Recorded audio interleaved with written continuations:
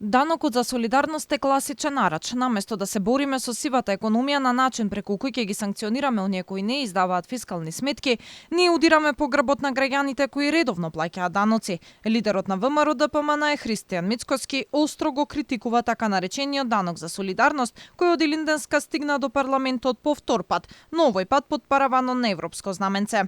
Шверцерски закон кој што има за цел тие кои што се лојални граѓани, тие кои што плаќаат даноци и обврски кон државата да плаќаат повеќе, а да ги штити оние кои што не се лојални граѓани кон Македонија, кои што и онака до сега не ги плаќаат своите обврски и даноците кон државата. Односно, за едни оваа влада на ДУИ поддржана од помалиот измеќар СДСМ е мајка, а за другите не е мајка. Односно, за едните има цел да ги штити, а за жал другите има цел да продолжи да ги угнетува. Бизнис заедницата побара целосно стопирање на даноците, но владата не ги послуша.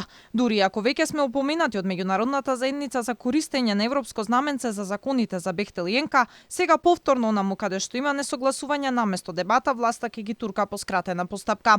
Владата се одлучила на овој потекот и опозицијата се противела за да бидат донесени. Доколку законот помине во собрание, компаниите кои оствариле профит над 10 милиони евра до 30 октомври ќе имаат рок да платат солидарен данок, односно секоја компанија која остварила приход за 30% повеќе од изминатите 3 години, а тој процент во исто време надминува 10 милиони евра, ќе мора да го плати данокот на солидарност. Такви се околу 200 фирми. Со даночната реформа државата планира да собере дополнителни 140 милиони евра во буџетот, од кои половина ќе бидат од солидарниот данок, а останатите од ДДВ и данокот на добивка. Во законот за ДДВ се предвидува повисока стапка за одредени производи, но не се знае точно за кој.